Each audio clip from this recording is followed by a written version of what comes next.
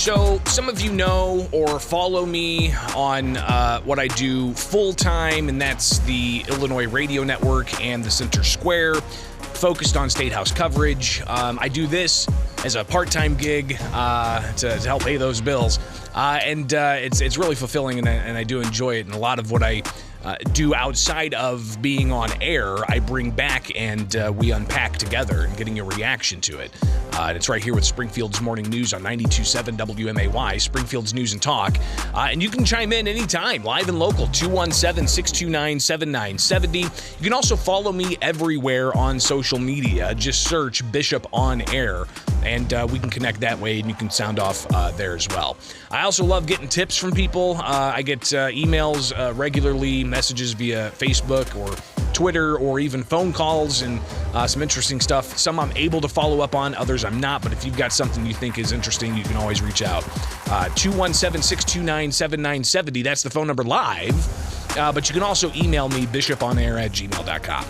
So, following the legislature, I've been doing this now for, 8 some odd years, really intensely and closely.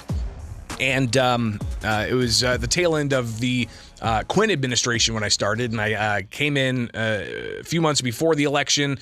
Election happens. Bruce Rauner is the Republican that was elected in 2014, and then we had 4 years of budget impasse, and it was quite a mess. I remember working for like 17 days straight during negotiations over a 4th of July holiday weekend. What was that? 2017. And then you get to Governor J.B. Pritzker. First year, a lot of big things happened. The passage of cannabis, what's the term I'm thinking of? Minimum wage. There you go, increasing, and a variety of other things. But then COVID hit. And then I remember working like 60 days straight just to cover what the governor was saying remotely, of course, with the stay-at-home orders and all of that. But now here we are, getting ready to enter a new era of continued Democrat control of the Illinois State House through both chambers and the governor's office and all of the statewide constitutional officers, from Attorney General to Secretary of State and so on. But before we get into the new General Assembly that's going to be seated mid-January, we still got to get through this current one that carries over from the past year and a half or so.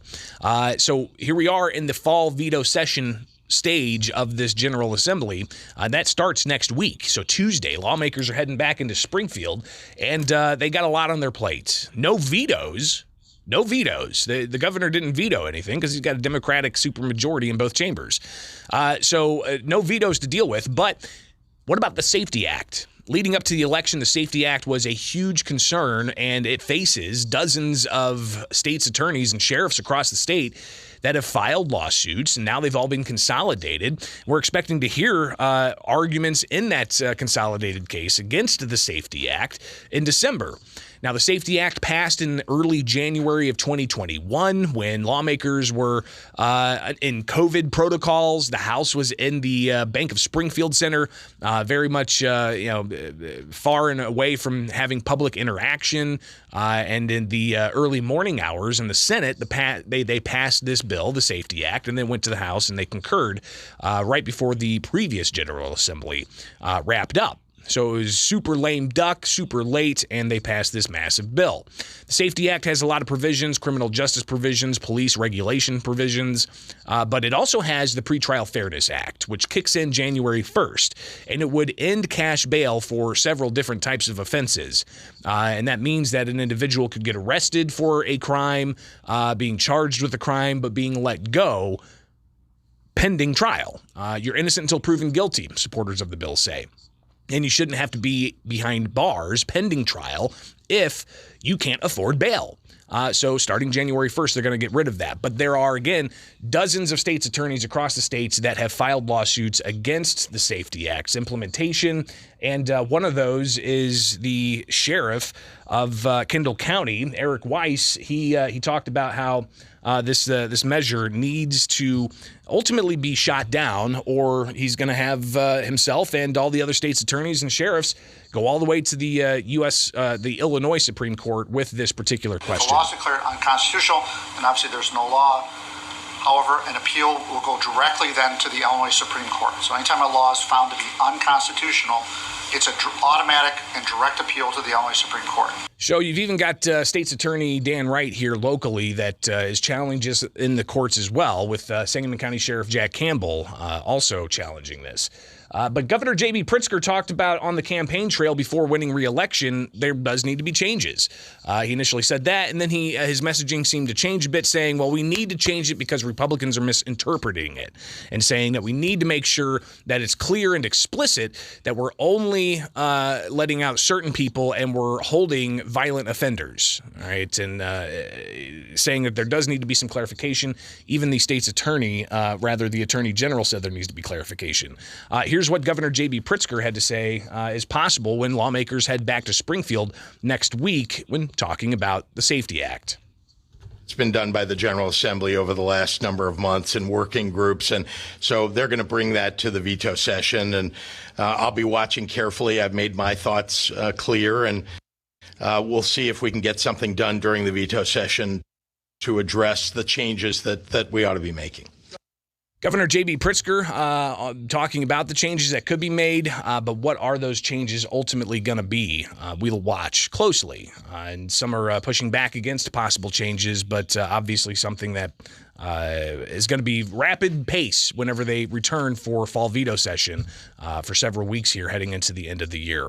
But what about in fall veto session, some other things that could come up, including the possibility of abortion or gun control. The governor talking about this yesterday as well, about he sees something happening.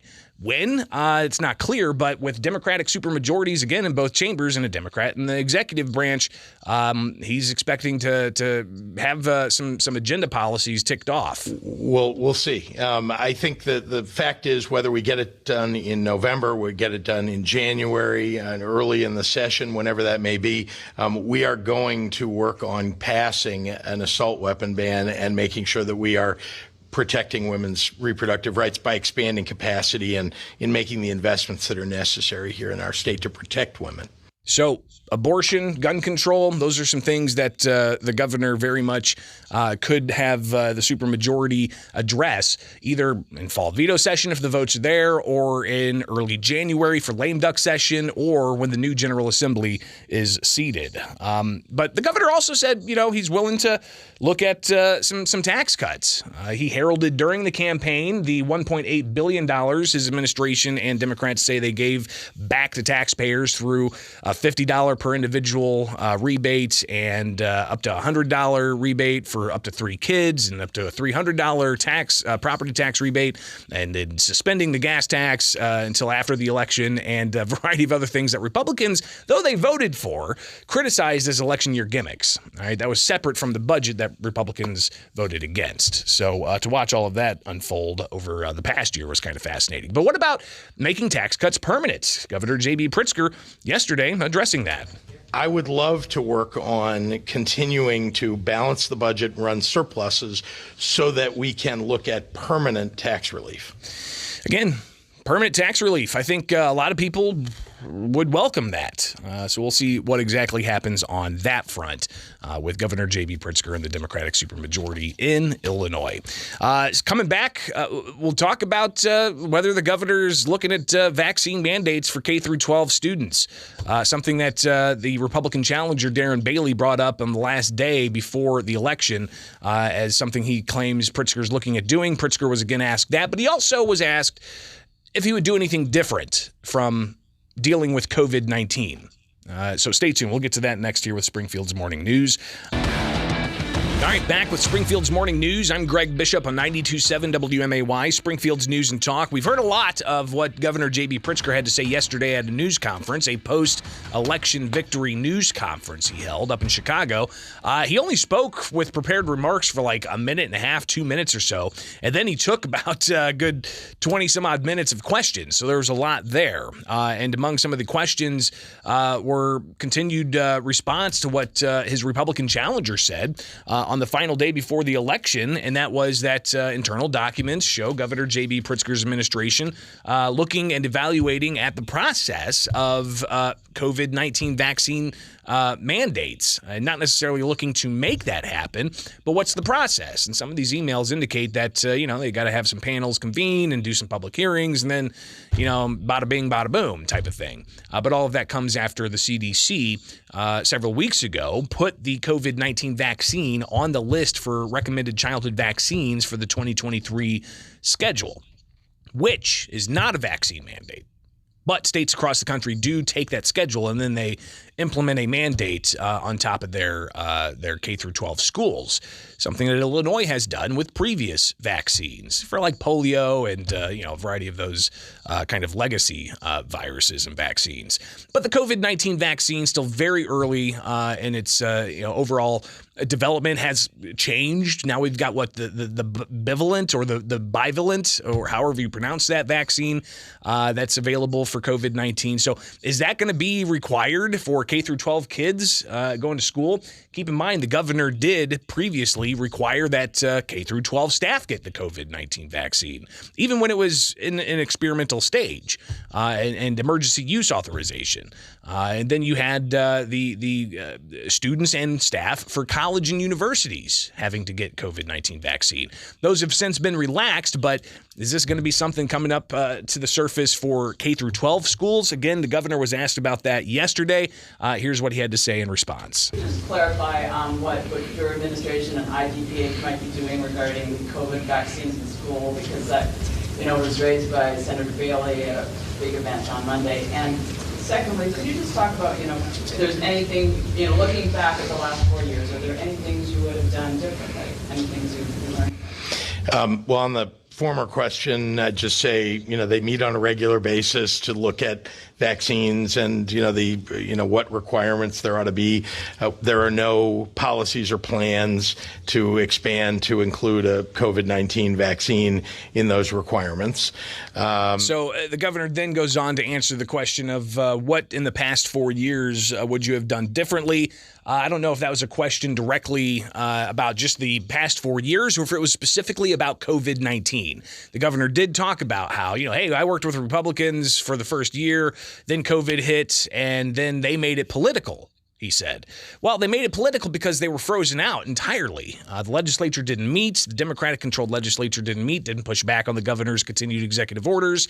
The governor was not cooperative with Republicans on a variety of things, including, giving last-minute heads up as to, hey, we're going to shut the things down or we're going to dial it here or there.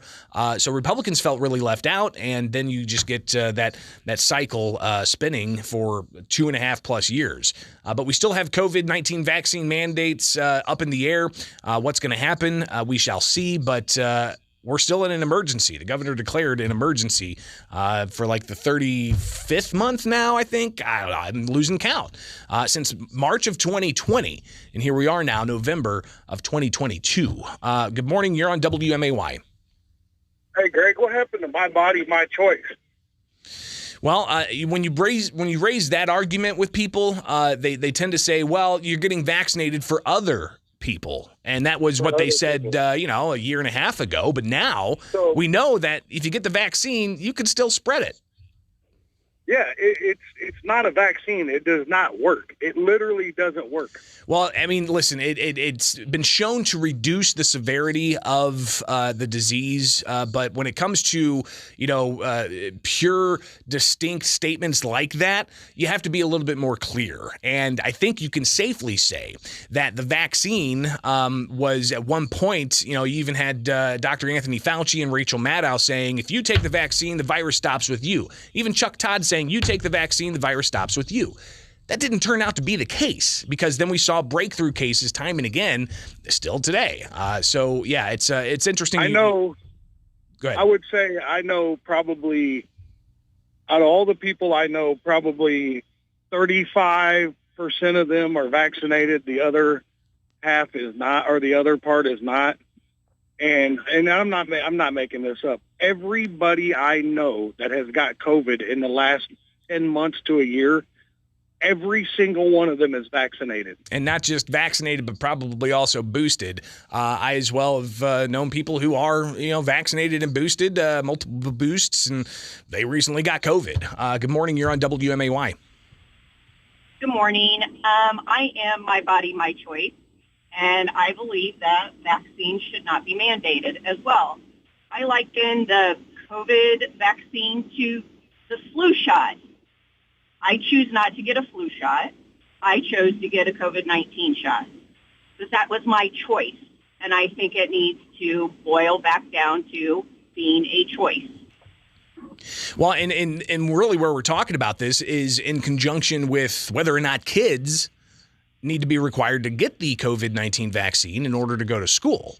And that is that choice up to the kids, or should that be up to the government, or should that be up to the parents? I think it should be up to the parents. Like you said, it hasn't been around very long. It doesn't necessarily stop the spread. It does help with the severity. Studies have shown so far. But again, we don't mandate our kids to get a flu shot to be able to attend school. So I don't think they should be mandating a COVID shot to attend school.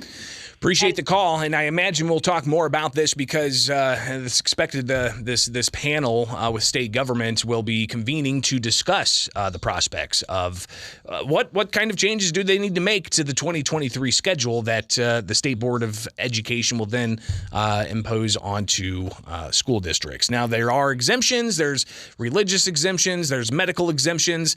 But who knows? Could there be a move afoot to take away the medical exemptions for not having to comply with certain types of vaccines? We shall see.